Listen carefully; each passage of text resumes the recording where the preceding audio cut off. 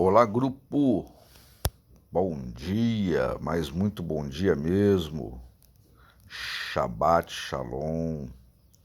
Aqui quem vos fala é o seu amigo e irmão Alberto, o Atalaia. Gosto muito desse título, hein? Gostei, né? Alguém já provou Atalaia aqui? Quando eu era garoto, e sim, eu lembro disso ainda, tá? Antes que alguém pergunte, eu lembro disso ainda.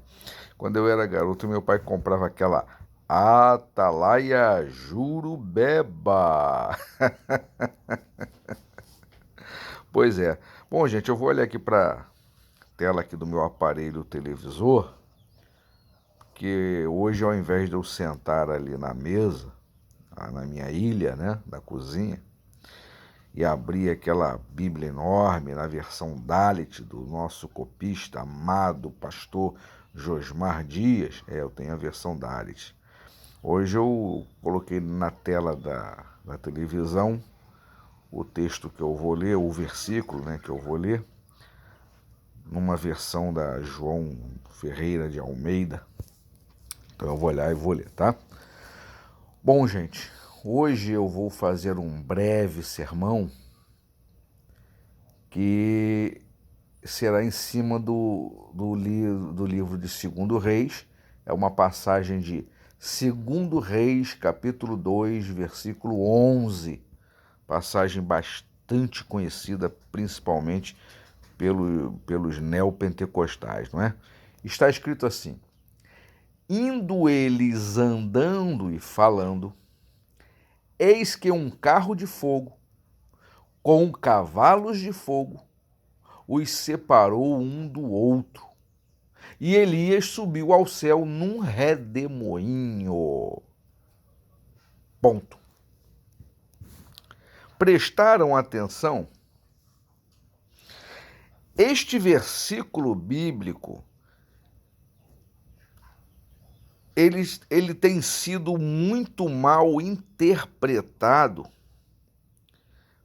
pelo movimento neopentecostal. É como eu costumo dizer, né?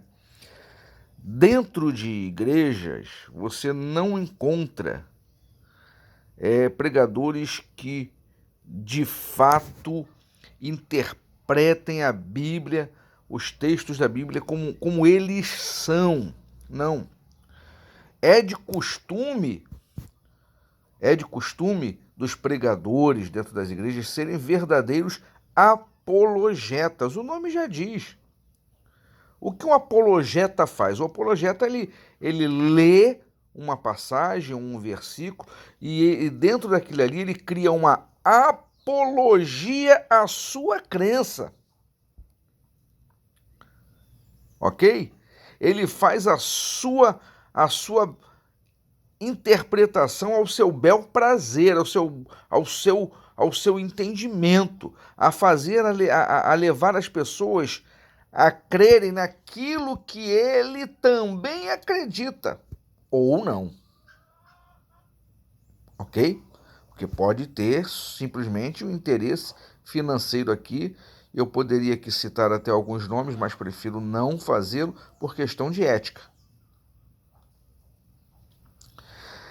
Dentro dessa passagem bíblica, eu lembro que durante muitos anos da minha vida dentro de igrejas, não foram poucas as vezes que eu ouvi os pregadores dizendo: porque Elias, ele foi arrebatado ao céu, porque quando Elias e Eliseu caminhavam no deserto, uma carruagem de fogo arrebatou Elias e levou ele para o céu. E Elias é dos poucos homens na Bíblia que foi arrebatado em vida ao céu, e isso antes do arrebatamento da igreja, porque Elias é uma das duas testemunhas do livro do Apocalipse.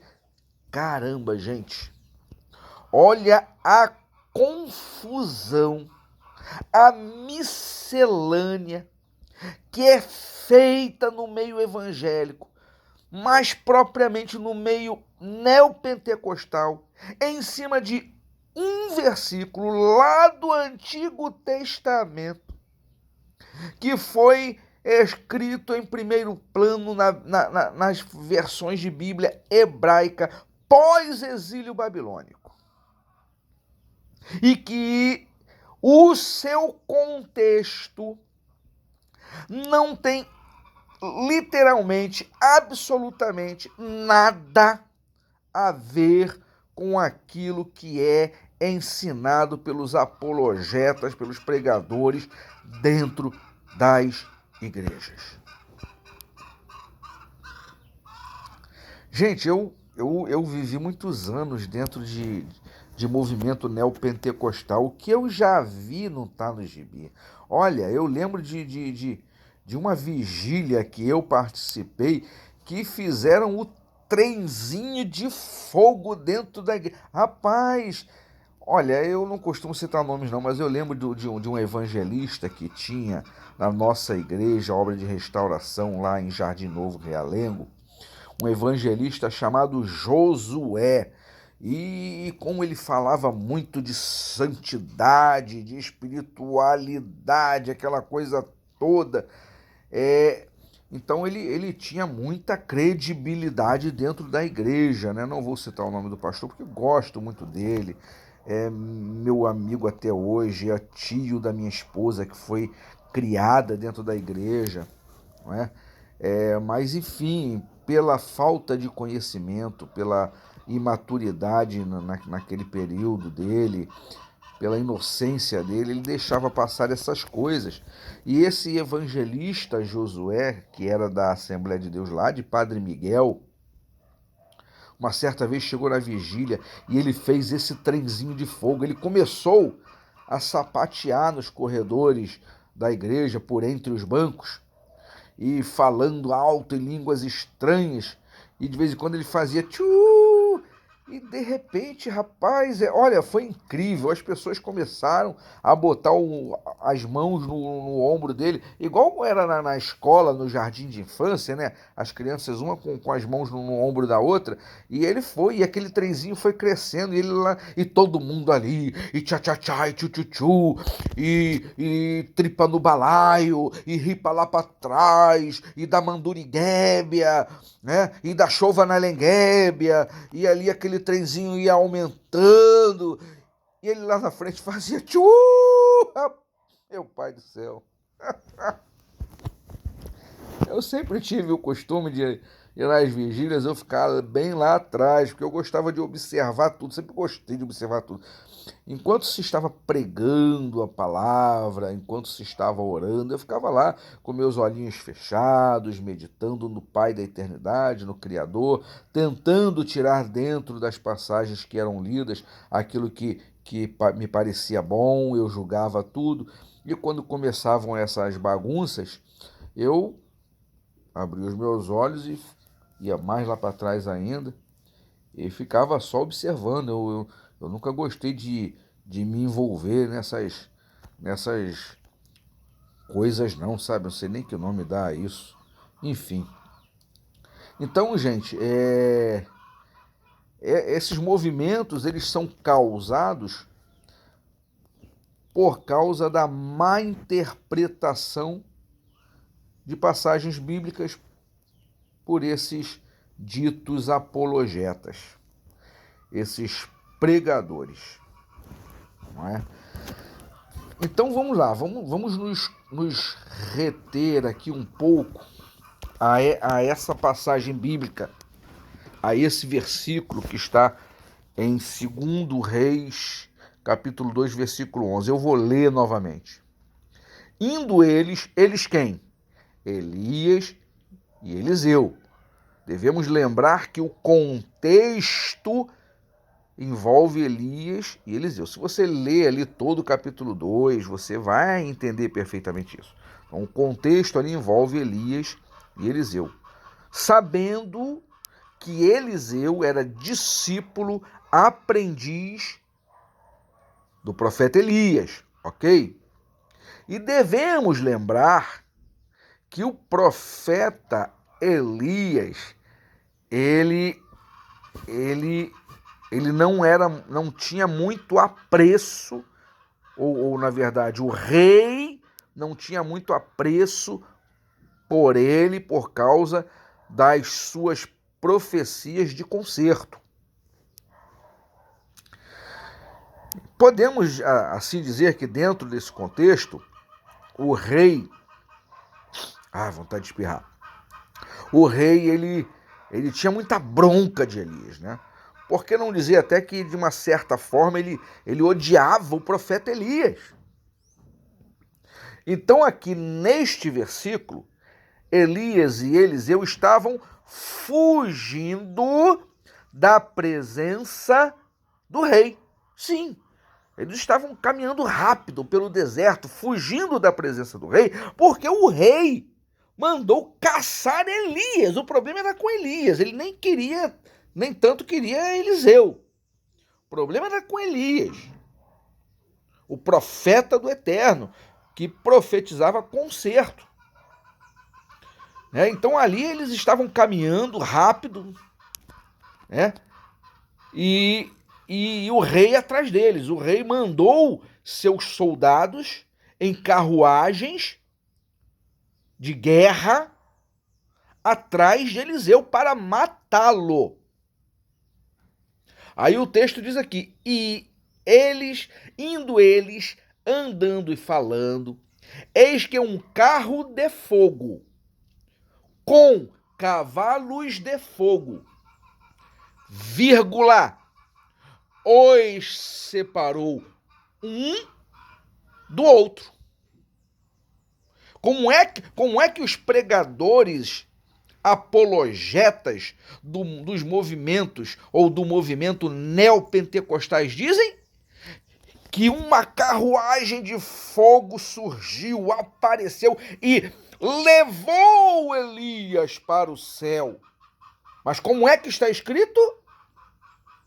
Eis que um carro de fogo, com cavalos de fogo, os separou um do outro. Então esse suposto carro de fogo, com esses supostos cavalos de fogo, passou entre eles e os separou. Quando esse carro de fogo, com cavalos de fogo, passou entre eles, que estavam caminhando no deserto, passou entre eles perceberam, foi um para o lado e o outro para o outro lado. É como que num susto eles percebessem aquele carro de fogo indo na direção deles e um pulou para cá, o outro pulou para lá. É mais ou menos isso, gente. Não é um carro de fogo, um disco voador ou uma carruagem espiritual pegando fogo, com cavalos pegando fogo. Lá nas nuvens veio e arrebatou Elias. Não, isso é uma mentira. Isso é uma contextualização mentirosa. Isso é uma forma de espiritualizar o texto para ensinar aquilo que o texto não está dizendo. Isso é tirar o versículo do seu contexto para ensinar uma doutrina mentirosa do movimento neopentecostal. É simples assim. E está aqui, está na sua Bíblia. Essa versão que eu estou olhando aqui na minha tela da televisão é uma versão João Ferreira de Almeida, está na sua Bíblia. 2 Reis, capítulo 2, versículo 11. Abre a sua Bíblia, lê, confere, mas lê corretamente, faz uma leitura gramatical corretamente, respeita a vírgula, respeita o sentido do texto que está no pretérito perfeito. Observa que o sujeito está no indicativo do pretérito perfeito. Gente, isso é gramática. Não é possível que as pessoas não tenham estudado. Será que todo mundo na igreja é 100% analfabeto total?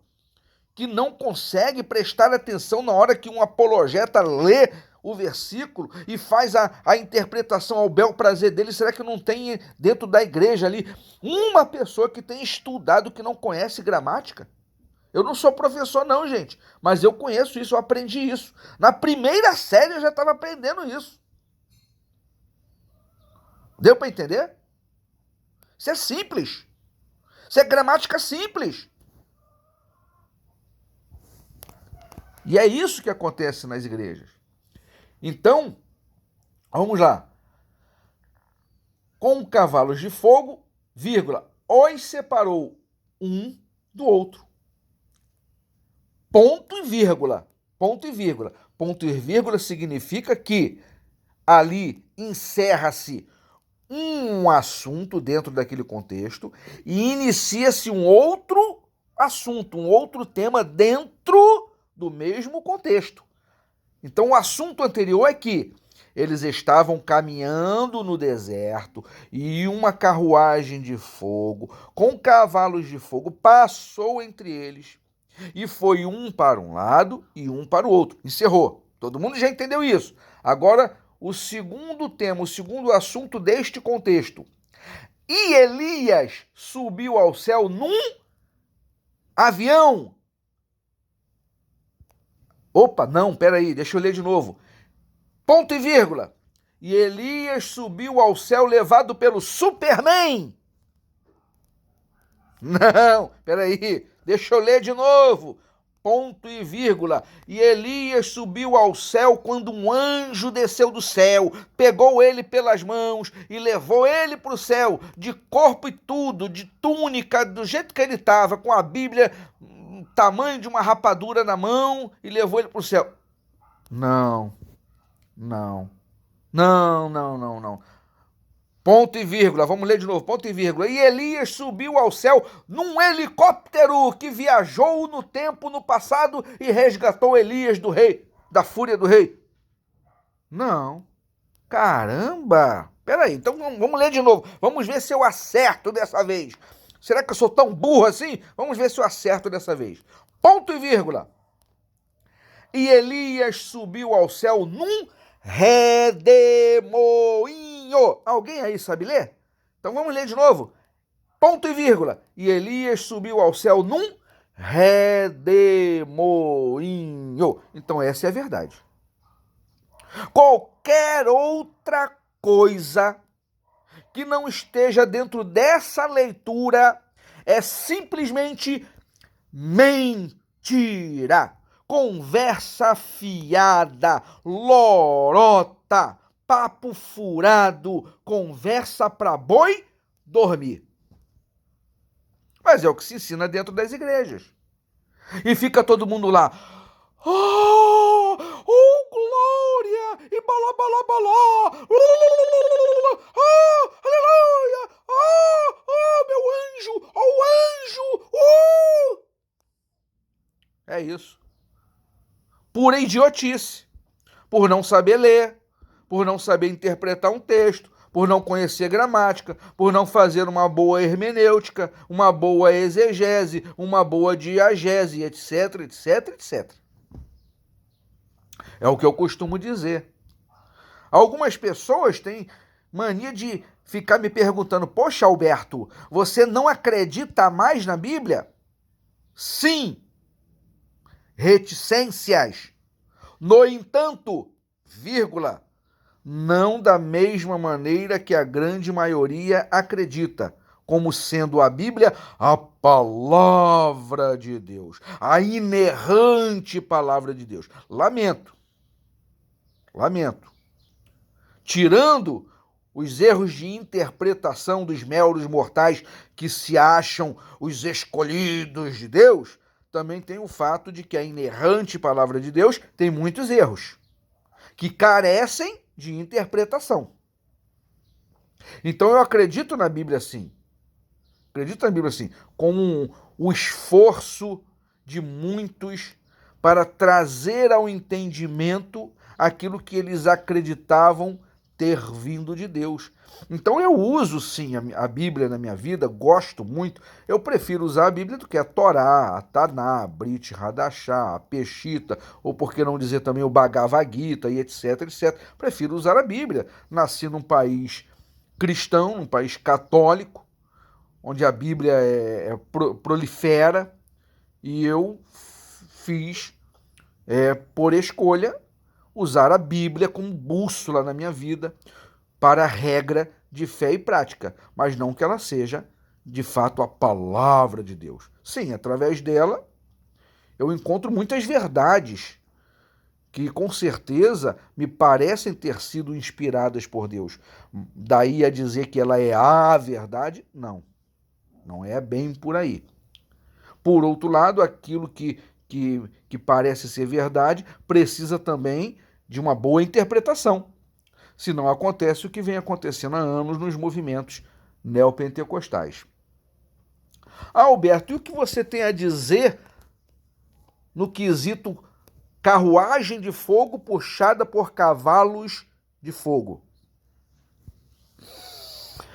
Gente, quem já ouviu falar em metáforas, onomatopeias, figura de linguagem? Então, gente, o texto aqui ele usa de figura de linguagem.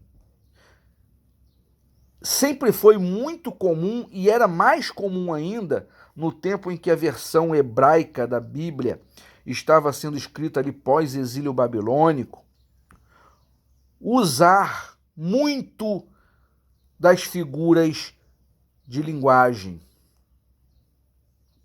Ok? Agora, você imagina você no deserto, aqueles velozes cavalos de guerra correndo no deserto, o que parecia que estava pegando fogo, não é isso?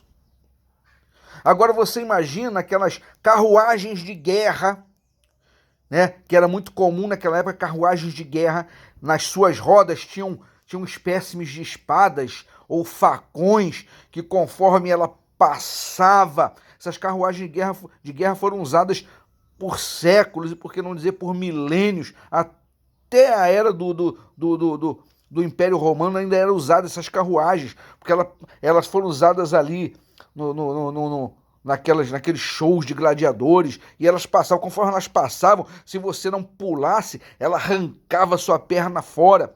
E essas carruagens eram feitas de uma certa maneira para ser leves, para que quando fossem puxadas por cavalos velozes de guerra, né, que eram vulgarmente chamados de cavalos de fogo, porque era o que parecia quando eles corriam. Essas carruagens também eram vulgarmente chamadas, popularmente chamadas de carruagem de fogo, porque quando elas corriam, elas levantavam uma poeira tal que parecia fumaça saindo do chão. Então, isso é uma figura de linguagem que se refere a cavalos de guerra, que puxavam carruagens de guerra. Isso é simples, gente.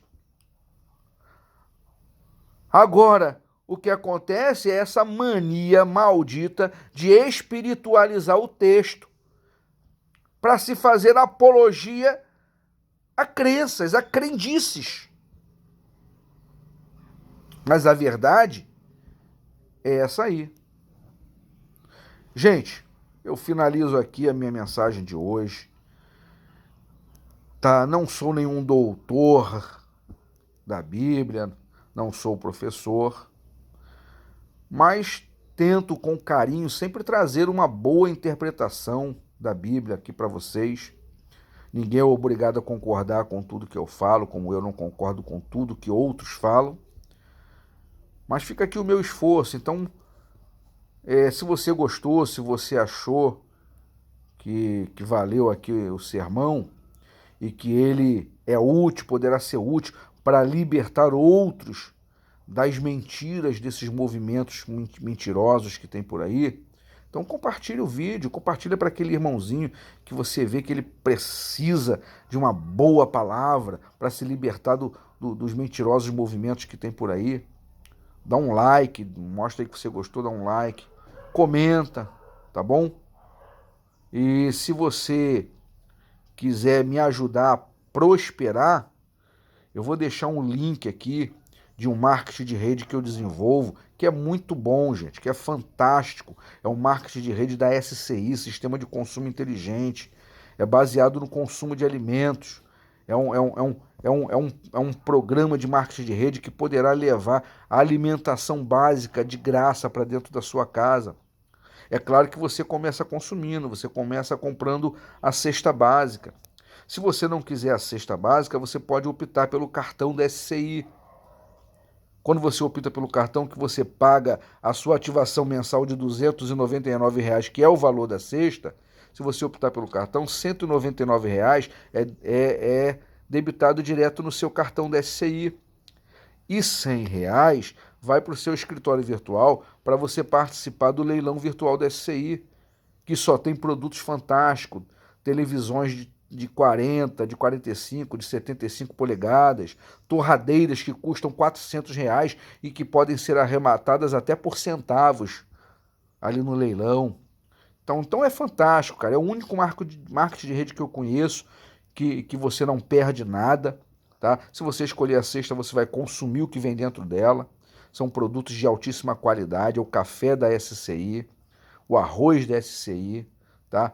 Se você optar pelo cartão, você vai ter 199 de volta no próprio cartão e 100 no seu escritório virtual para você participar do leilão, onde em algum momento você vai arrematar algum item que vai superar aquilo que fica preso no seu escritório virtual, tá, gente? E você vai indicar pessoas e você vai receber bonificações em dinheiro por essas indicações, tá? Quando você completar o seu segundo nível de indicação, a sua cesta básica já estará a custo zero. E se você não quiser a cesta, você continua recebendo 199 no seu cartão da SCI sem no escritório virtual, sem precisar pagar mais nada, porque você já conquistou a alimentação básica a custo zero. Imagina você levando essa bênção, esse benefício para outras pessoas que também vão compartilhar a ideia. Compartilhe a ideia, cadastre pessoas. Traga pessoas para esse sistema de marketing. No seu terceiro nível, você já estará com uma renda aí acima de R$ 2.000. Você poderá conquistar a sua independência financeira e levar outras pessoas a também conquistarem essa benção. Tá bom, gente? Eu aí nos comentários eu vou postar o meu link. Então, se você achar que vale a pena compartilhar essa ideia, vamos juntos. Juntos nós vamos prosperar. Juntos vamos alimentar o Brasil.